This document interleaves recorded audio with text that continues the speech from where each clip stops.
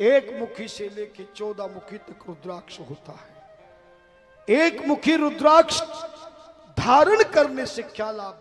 शिव पुराण कहती है एक वक्रः शिव साक्षात। एक मुखी रुद्राक्ष साक्षात्कार भगवान शिव है, जिनकी पूजा से ब्रह्म हत्यादि पापों से मुक्ति प्राप्त होती है। और एक मुखी रुद्राक्ष जिसके लोकर में बैठ जाए तो महाराज मेरे भोलेनाथ बिना कमाए धन की वर्षा कर।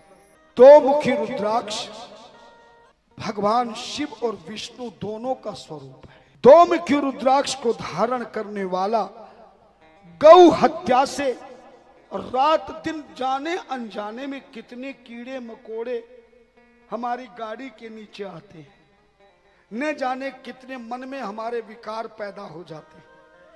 इन सारे पापों से दो मुखी रुद्राक्ष का लाभ प्राप्त होता है। जिसके गले में तीन मुखी रुद्राक्ष का दाना गले में पड़ा हुआ हो, वो याददाश्त को बढ़ाने वाला है, संकट से बचाने वाला है, बुद्धि तेज बनाने वाला है। इसलिए दिमाग का काम करने वालों को, पढ़ने वालों को, इंटरव्यू देने वालों को, परीक्षा देने वालों को तीन मुखी रुद्राक्ष गले में धारण करना चाहिए। स्त्री भी कर सकती है, पुरुष भी कर सकता है। एक बात का ध्यान रखना, रुद्राक्ष का दाना, तुलसी का पत्ता, रुद्राक्ष की माला और गंगा जल, ये कभी भी अवस्था में अपवित्र नहीं होती। किसी के घर में किसी बच्चे का जन्म हो जाए तो सूतक लगता है, किसी के घर में मृत्यु हो जाए तो पातक लगता है, लेकिन रुद्राक्ष आपके गले में अगर है तो सूतक में भी रुद्राक्ष कभी अशुद्ध नहीं होता है। और कोई देवी रुद्राक्ष गले में धारण करती हो, माला पहनती हो और अपवित्र अवस्था हो जाए तो 4 दिन तक यद्यपि माला और मणियों को निकाल के भगवान के घर में रख देना चाहिए, परंतु अगर भूल भी जाए और पहने रखे तो भी वो अशुद्ध नहीं होता है। उसे उतार कर शुद्ध होने पे गंगा जल में धो करके पहन लेना चाहिए। अपवित्र अवस्था में रसोई नहीं बनाना चाहिए, मंदिर में नहीं जाना चाहिए, घर के मंदिर में पूजा नहीं करना चाहिए, किसी संत महात्मा को प्रणाम नहीं करना चाहिए और अशुद्ध अवस्था में पूर्ण पवित्रता रूप धारण करना चाहिए। लेकिन इस अवस्था में कोई भी स्त्री सत्संग में बैठकर कथा सुन सकती है। कथा सुनने में कोई दोष प्राप्त नहीं होता है। ध्यान देना। इस तरह से तीन मुख्य रुद्राक्ष, चतुर्वस्त्र स्वयं ब्रह्मा नर हत्या बपोहति दर्शना सद्य चतुर्थ फल प्रदा। ध्यान देना। काम, अर्थ, धर्म, काम और मोक्ष, सारी कामनाओं को अगर पूर्ति चाहते हो कि घर में लक्ष्मी भी रहे, कलेश भी दूर हो, खूब संतान पैदा हो, रिश्ते बढ़िया मिले, तो 4 मुखी रुद्राक्ष को घर में धारण करना चाहिए। पंचवक्र स्वयं रुद्र कालाग्नि नामाद प्रभु सर्व मुक्ति प्रदर्श सर्व काम फल प्रदे। पंचमुखी रुद्र भगवान शंकर पंचमुखी वाले हैं। सबसे सस्ता, सबसे शुद्ध पंचमुखी ही रुद्राक्ष होता है और पंचमुखी रुद्राक्ष की ही माला तैयार होती है। बाकी सब मणि अलग अलग होते हैं। 6 मुखी रुद्राक्ष कार्तिक का रूप है। जिनके मुकदमा चल रहा हो, जिसके शत्रु पीछे लगे हो, जिसको मन में घबराहट होती हो, जिसको डर लगता हो, ऐसे व्यक्ति को, स्त्री हो या पुरुष, उसे दाहिने हाथ में 6 मुखी रुद्राक्ष कलावे के धागे में या लाल धागे रेशमी में बनाकर बांध के हमेशा रखना चाहिए। तो कभी भी किसी प्रकार का मुकदमा हार नहीं सकते। कोई शत्रु आपके पीछे नहीं लग सकता। अगर शत्रु भी लगे तो मुंह मोड़ के चले जाएंगे, आप हर जगह जीतेंगे। सात मुख सप्त वक्रो महेशानी हैनम मानानम न ततः धारणा तस्त देवीशी दरिद्रोप ईश्वरो भवत। साक्षात मुखी रुद्राक्ष हमारे 7 ग्रह हैं, सप्त देवियां हैं, 7 देवियों का रूप है जो सबके कल्याण को करने वाली है। इसको धारण करने से 2 मुखी और 7 मुखी दोनों रुद्राक्ष एक ही धागे में पिरोकर गले में पहनने से दरिद्रता दूर होती है, कर्ज से मुक्ति होती है, संकट नहीं आता, बिगड़ा हुआ काम बन जाता है। एक साथ 2 मुखी और 7 मुखी पहने तो रुद्राक्ष अष्टवक्रश्च समूर्ति भैरव, 8 मुखी रुद्राक्ष काल भैरव के समान है। इसको धारण करने से जिंदगी में कभी एक्सीडेंट नहीं होता, अकाल मृत्यु नहीं होती, महामारी नहीं आती, ला इलाज बीमारी नहीं होती, और बीमारी है तो भाग जाती है।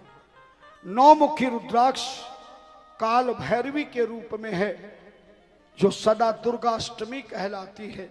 8 मुखी अष्टमी को हम दुर्गा जी की पूजा करते हैं। सारी देवियों का इसमें निवास है। इसे धारण करने से सारे घर में हमेशा हमेशा के लिए ही आनंद की प्राप्ति होती है। 10 वक्रो महेशानी स्वम देवो जनार्दन है धारणा तस्त देवे सर्वान कामन वापनियात।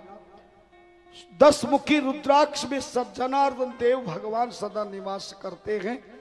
शत्रु भय मुक्ति, 10 दिशाओं में आपके मकान की रक्षा, आप घर से बाहर कहीं यात्रा करें तो हर समय आपकी रक्षा, हर जगह विजय प्राप्त करने के लिए 10 मुखी रुद्राक्ष को धारण करना चाहिए।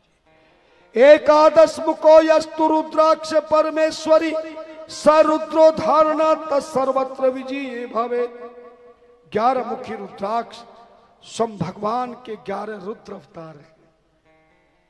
11 रुद्र अवतार के रूप में जिसको संतान नहीं होती हो उसे 11 मुखी रुद्राक्ष पहनना चाहिए। एकादशी फल के समान होता है।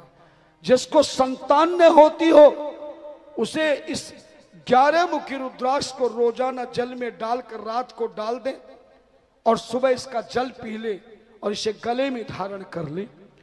इस तरह से 11 मुखी रुद्राक्ष से बांझ स्त्री को भी संतान की प्राप्ति हो जाती है और धन धान्य की प्राप्ति होती है।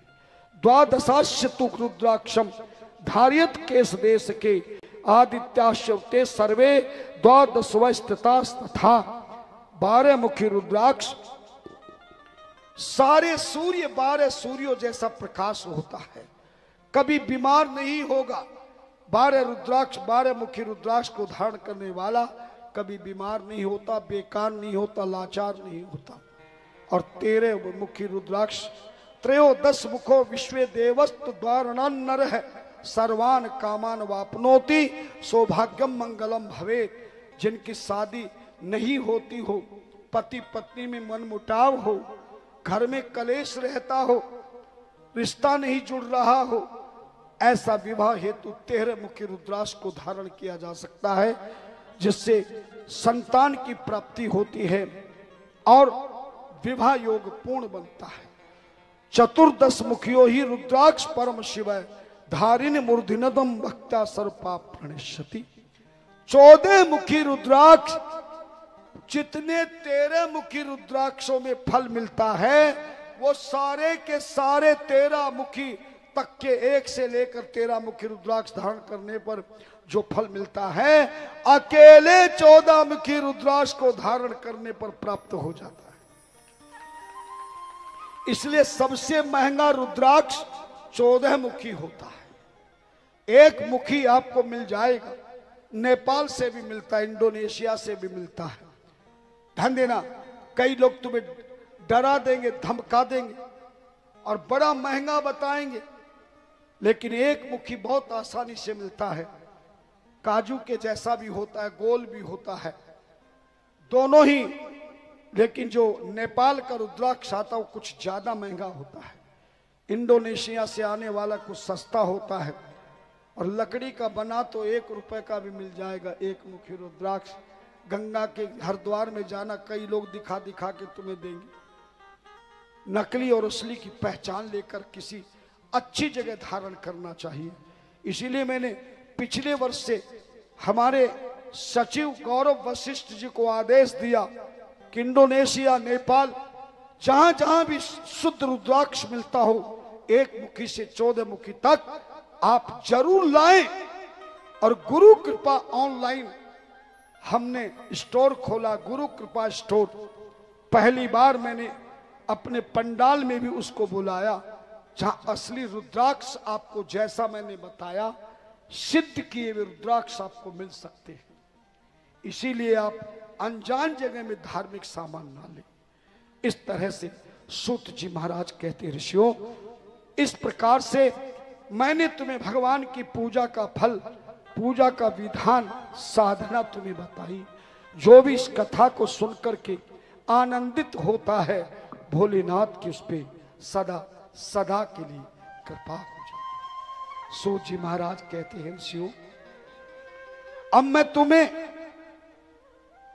भगवान की कथा की ओर ले जाता हूं, जहां भगवान शिव ने ग्रस्त जीवन को धारण किया है, और जो इस कथा को सुनता है उसकी हर कामना हमेशा के लिए पूर्ण हो जाती है।